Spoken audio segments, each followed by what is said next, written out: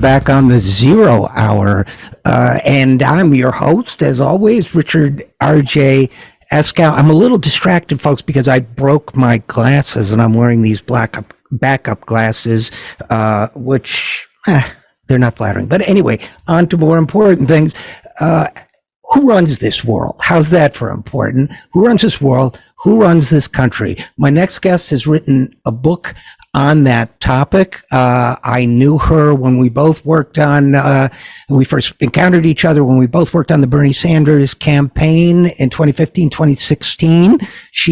Heather Gautney is a professor of sociology at Fordham University. She is the author of the book Crashing the Party, which was about the Bernie campaign, and her new book is entitled The New Power Elite. She joins us now.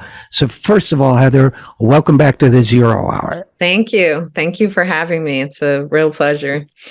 Well, it's a pleasure to have you, and it's a pleasure to read this book. It's terrific. As I was telling you beforehand, I don't say that ever if I don't mean it. And I think it should become an important read for people wanting to understand how this world works. It's entitled The New Power Elite, and as you explain in your introduction, it's pretty much an update, although the world has changed a lot since of C. Wright Mills' book, The Power Elite, which, if I recall correctly, was written in 1956. Is that right?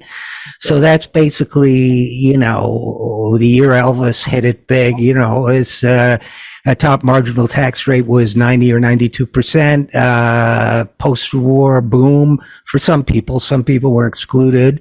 And the rise in American militarism, as you point out. And I guess my first question would be, why now to revisit this subject of who the power elite is in this country?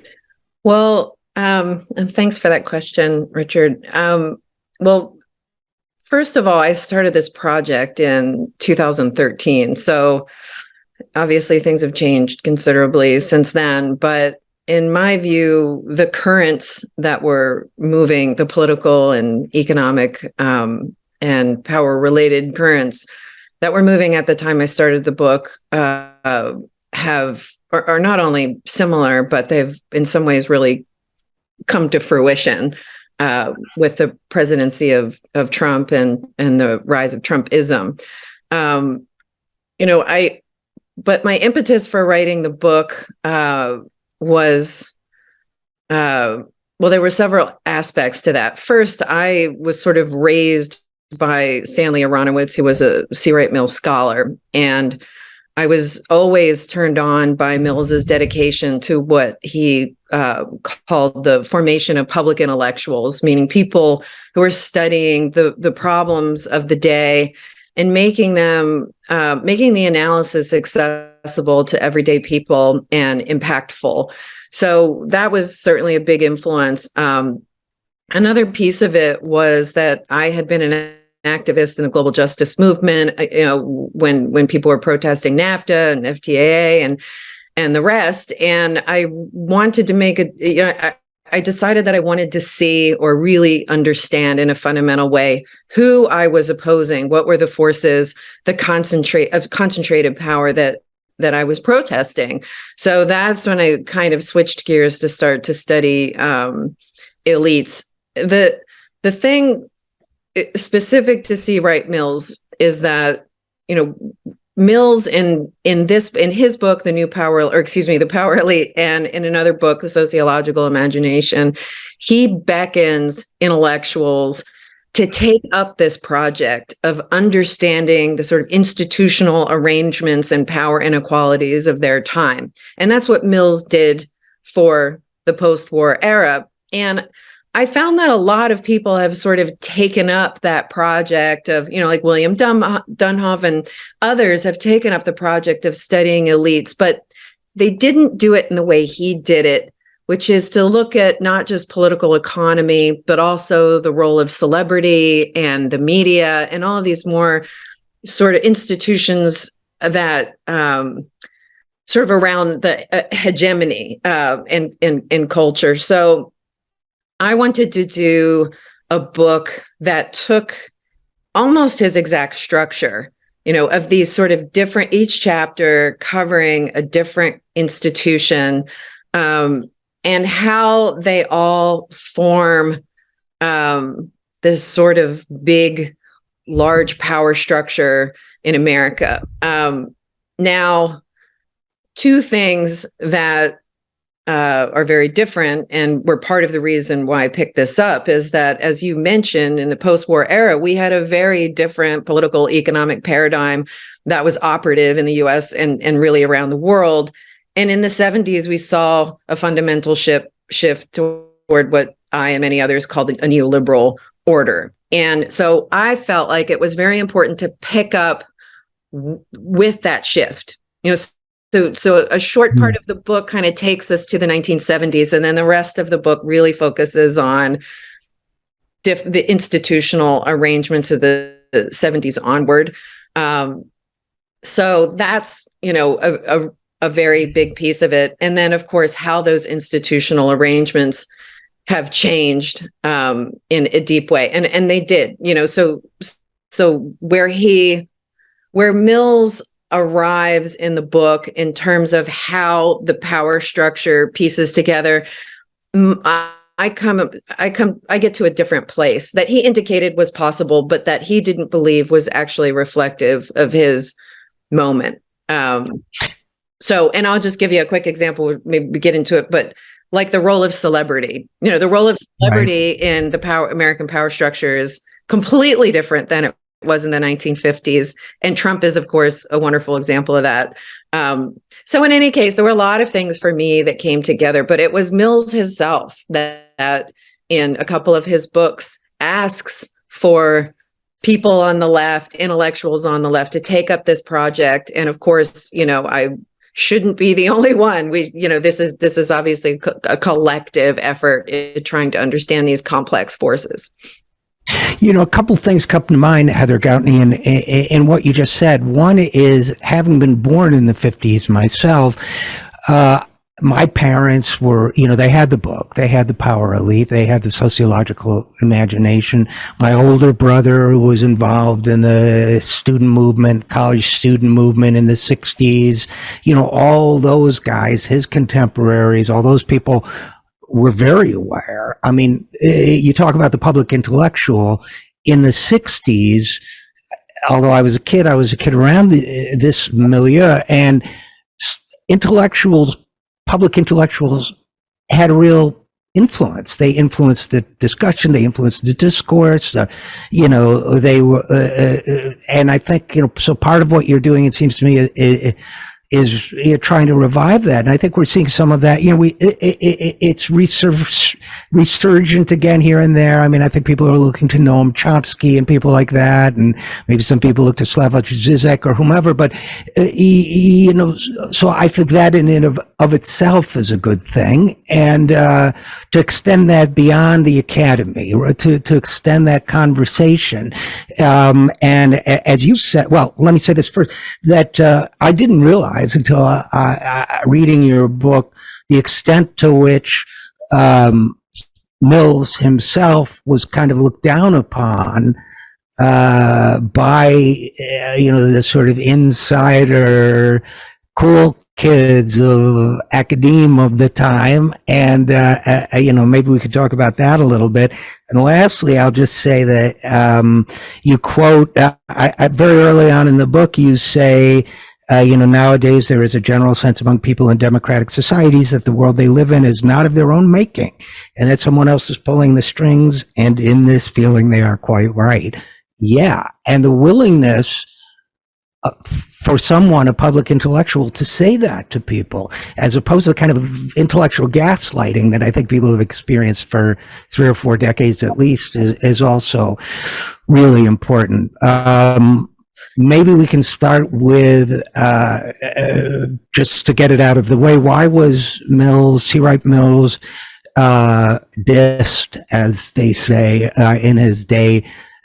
What was behind that? Was that a power struggle of its own? Yes. And this is sort of a piece of the history of sociology and the field, that I have spent almost my, entire life inhabiting. And I could say a lot of the same things about modern sociology that Mills was saying, of the sociologists of his time. The president of the American Sociological Association was Talcott Parsons, who had written a book called The Social System, which was incredibly abstract, incredibly conservative. And he was the celebrated sociologist of the time. And of course, as academics form these kind of networks, ideologically informed networks, and Parsons was the honcho. And so there's a lot of, especially in the sociological imagination, there's a lot of not so veiled criticism coming from Mills of the academic establishment in the field of sociology. And I think I use this language that this was a fig leaf, that they were providing cover for the power establishment in the 1950s. And what's great when you read Mills is he didn't live to see the counterculture in its full fruition, but he was part of this process of sociology dismantling its conservative bent. And I mean conservative in every way, not just in terms of political economy, about sexuality, you name what is considered normal and pathological, and the rest. And so Mills was a really important figure in that way, and really a bold figure in that way, because he was, he was the guy in the leather jacket riding the motorcycle. He was this cool rebel without a cause kind of image. But in the academy, no one was like that. It was very buttoned up, and very masculine, and like I said, conservative. And so it's so ironic now that we have in the American Sociological Association, we have awards named after C. Wright Mills, and he is this widely read. He is absolutely required reading in any sociology department around the world.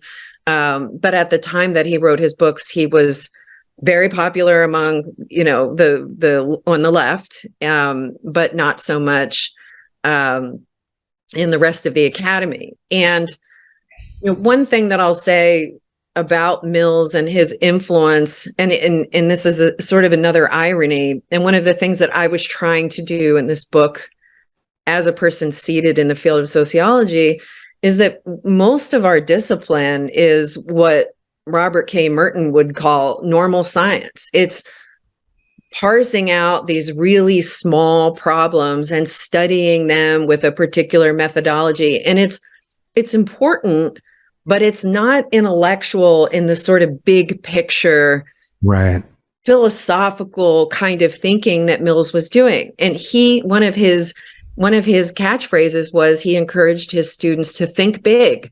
And we heard that a lot from Bernie, actually. Right, sure. You cannot comprehend the power structures of the world, and even in the United States, without understanding these different institutional pieces. And sadly, the field of sociology is very limited in that sense. I mean, we have tons of wonderful intellectuals, but that was one of the things that I was trying to buck. It was an ambitious project that I took on. I'm sure there are tons of flaws with the book, but unless we start thinking in these terms and encouraging people to think in these terms, we're going to miss, I think, the power dynamics at play. I formed this mental picture while you were talking, Heather, and forgive me for being a little fatuous, but of the Rolling Stones movie "Give Me Shelter" with Talcott Parsons as Mick and C. Wright Mills as Keith, because you remember when the Hells Angels are beating up that guy, Mick won't get to the point. He's saying, let's all love one another. And he's offering these flowery, abstract, kind of quasi-theoretical statements. And then Keith goes, it's that guy right there. Stop that guy. Those are the guys doing it. Get in there and stop them. And it seems to me there was element, the way you describe it, of C. Wright Mills as a guy coming along saying, look, the buzzword of the 60s was relevance, right? This is all very interesting, but what really matters is to understand the powers driving our world, so we can figure out what to do about it. Is that a fair, if somewhat simplistic analogy? Yeah, and one of the things that what really comes through in Parsons' work is this aversion to change, right? That social movements or any kind of dissidence or any movement toward changing the power structures was a threat to the American way of life. And this is we're in the throes, right, of the Red Scare, right? I mean, this is an anti-Marxist, anti-communist positioning coming from Parsons and others, and his ilk, that Mills is trying to upset. And Mills wasn't, a card-carrying communist or anything like that, but obviously he believed that sociologists and intellectuals in general should be attempting to intervene in the inequalities of their time. And again, it's historically just incredible, because all of the theoretical work coming out of this the Parsons way, which is actually called functionalism, is the formal name of the school that he and others are a part of. They were completely wrong. That social change was the way of things in the 1960s, and from those movements came all kinds of liberation in many forms, right? Not just for women or on the lines of sexuality or for civil rights, but anti-colonial movements. And there were so many layers of liberation movements and freedom movements that were successful, that Parsons and his ilk could not account for, that they believed were, would be anti-American.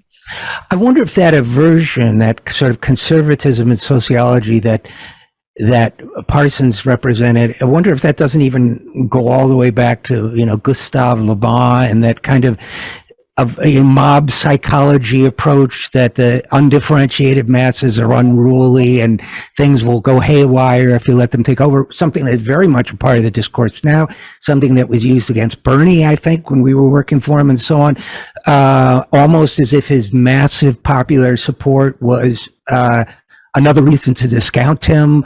Does that make any sense?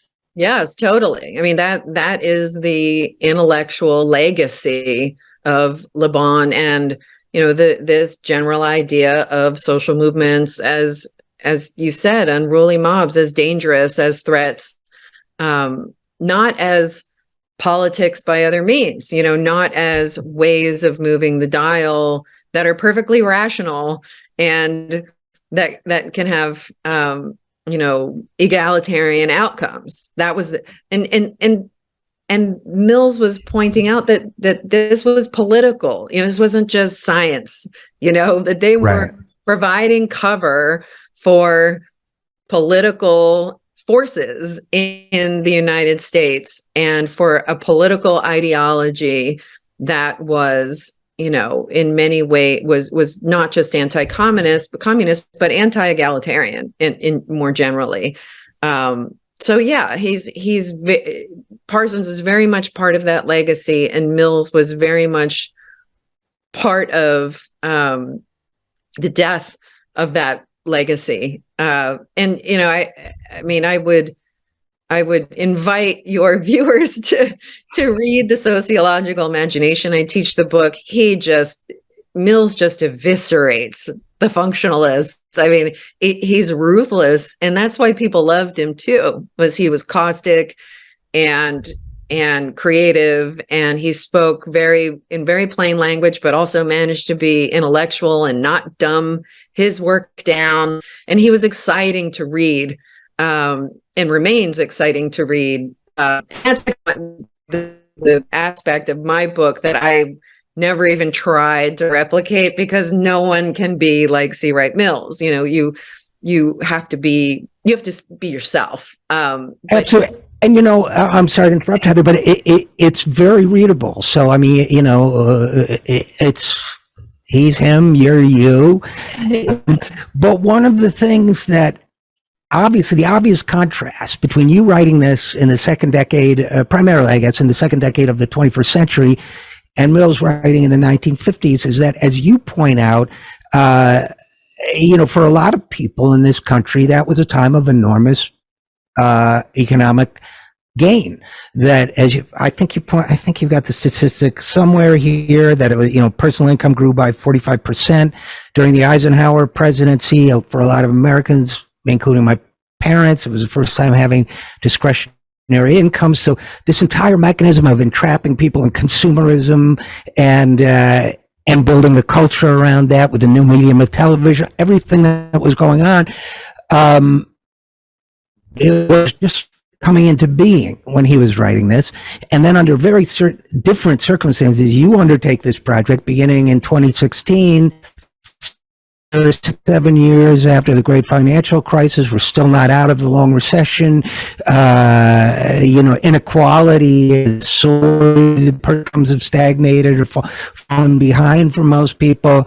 So, in a sense, it seems like you began this project in what would have been among Mills's worst nightmares. Is that fair? Yes. And I think there's I think I wrote something about that, compared to when he was writing, he was living, as you pointed out, right, the height of middle class vitality. And the situation now is exactly what he was warning against. And it's deeper in a way because Mills was influenced by the Frankfurt School, and in particular, a theorist named Franz Neumann, whose book, Behemoth, is an analysis of the institutional power structures of the Third Reich. And Mills reads this book, and he doesn't get to the conclusion, where the United States is a fascist country, but he sees some of the seeds of an authoritarian order in Neumann's analysis. And so he does the same exact analysis for the United States. And he points to some of the same kind of collusion among military and political and economic elites. And he's alarmed at the severely anti-democratic nature of elite power and the lack of everyday people to have a say in the conditions shaping their lives. So in one way, I started this in 2013, but if you consider the events of the last 5 years and just the kind of political violence and the increased monopolization of the media, and even going to Bush, I mean, the lack of everyday people's ability to stop a war, all of there's so much evidence that piles high in this book that points to some of the same problems that Mills was analyzing in terms of the possibility of an anti-democratic or semi-democratic situation becoming much more problematic. I think I use a leaning toward authoritarianism. And just to step in for a second, Heather Gautney. So, and you describe Behemoth, the book, and the interlocking elites that its author named, which inspired, or direct guided Mills's thinking to a certain extent. And I think it was military elites, economic business elites, political elites. I forget the fourth, whether it was media or. It was three. You got it. It was the big three. The big three. I got the big three. Okay. And then you talk about introduce the concept of polyarchy. In other words, that meaning, competing interest groups sort of jockeying and in various ways for elements of power, with, I think with the apathetic masses, welcomingly left out or something, they're happy to leave the masses of people out, keep them apathetic so that, these different factors can contend and win one, lose one. And to me, that is an excellent description of, I don't know if one would call it authoritarian in the classic sense, but of the non-representative system we have now, where the tech elites might want, certain regulations regarding censorship of media to be passed or not passed. Other elites might want that.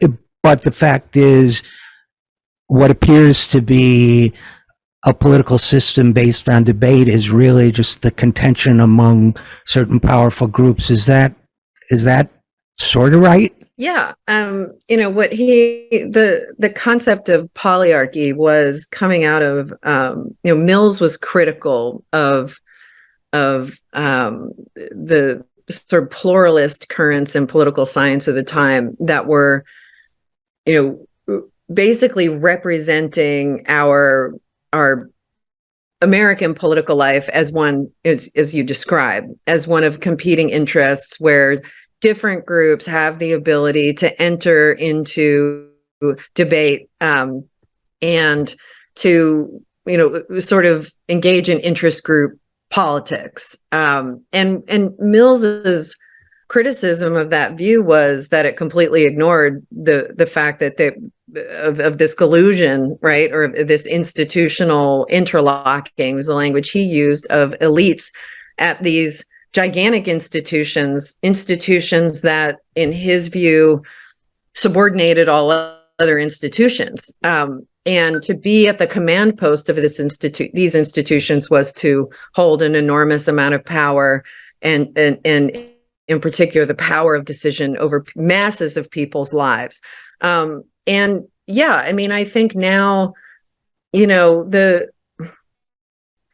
all of those sort of criticisms that Mills had of the system have intensified by, nth degree, that the possibility for interest groups to even realize, I mean, working in Bernie's office in the Senate, you see teachers come in and union members come in, and all of the different interest groups come to senators and try to make their case. And, in our office, we didn't get to see the corporate head, the pharmaceutical companies, because Bernie doesn't accept those meetings. But, all of that's operating at this one level where the really big decisions are happening in private rooms, and the average American person does not have access to any of that. And not only, and I just wanted to say, Heather, that not only is it a deal making and that kind of thing, but it's a kind of acculturation, I think, where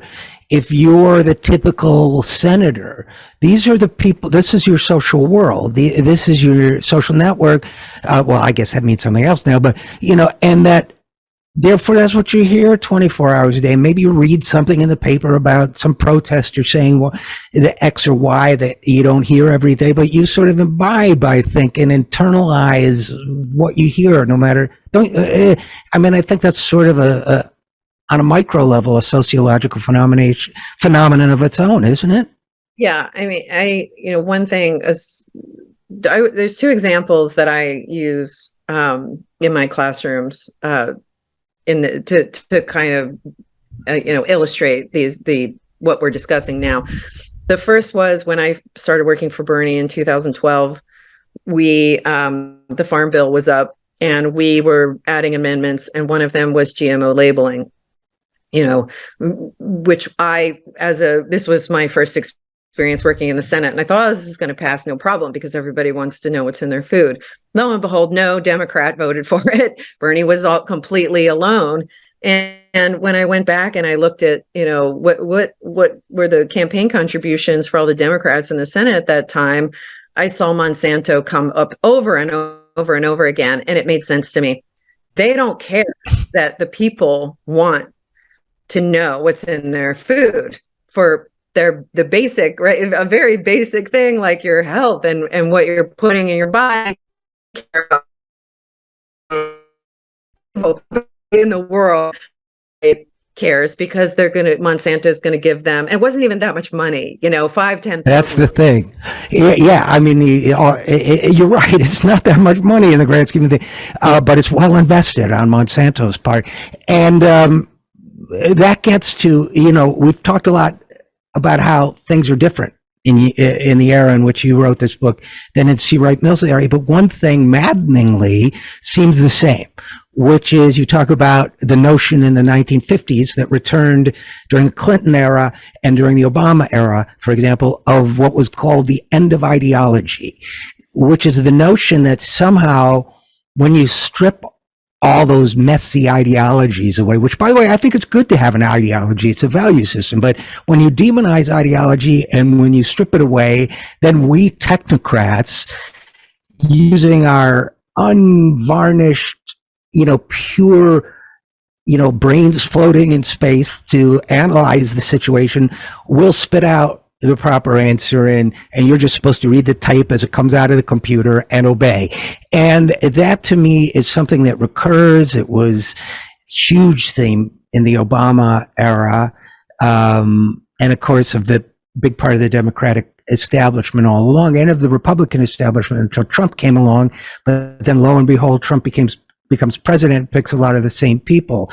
So while fortunately I think that's receded somewhat, this notion of the end of ideology, to me, it's just another way to make the so-called experts, elevate them to a position of superiority, which is itself a form of power, right? Yes, and you're totally right that it's the end. This idea of the end of ideology is a way of saying, well, capitalism is the best system that's possible. And in particular now, neoliberal capitalism is the best of what's possible. There are really no other alternatives, which was a Margaret Thatcher. Right. And that this is scientifically and technocratic or technically, right, the best possible system for the largest number of people.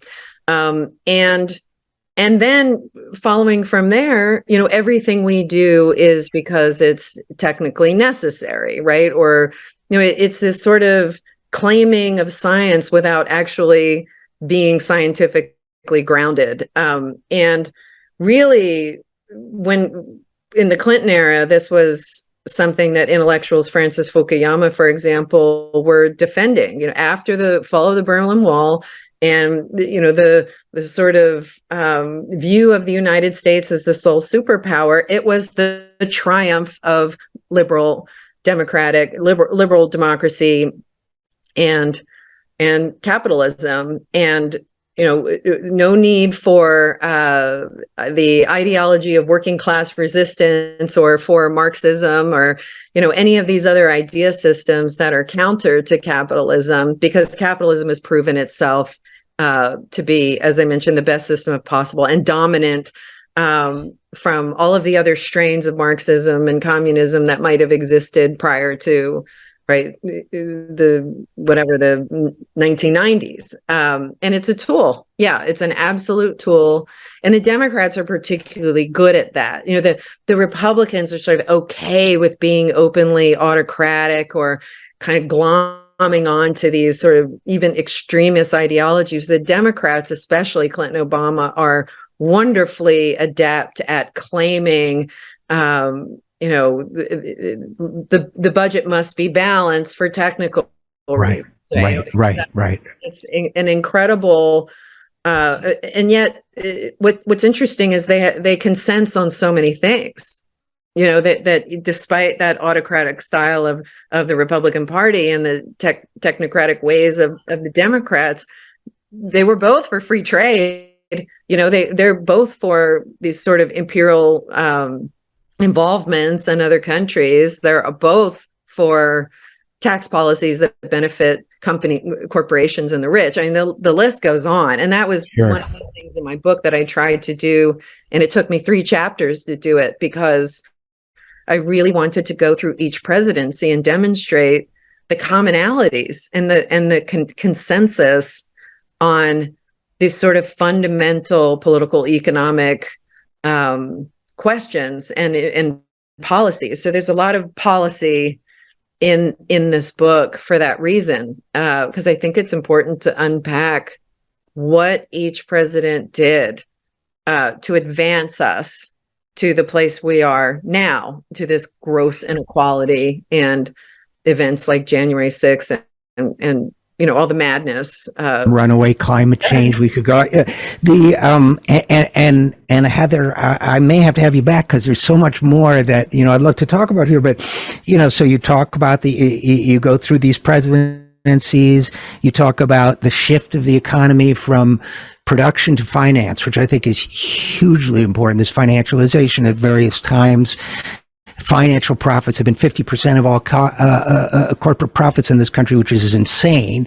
That half the profits come from moving money around rather than doing stuff or making stuff. The role of celebrity, we could have a whole conversation about. I mean, it's just incredible. And I love your quote from Margaret Thatcher, by the way: economics are the method, the object is to change the heart and soul, which is something the elites have learned and the people and the representatives need to get at. You need to internalize more. So there's so much more we could talk about, but for now, I'll just have to conclude by saying again that anything you want to say in closing, Heather, before we go?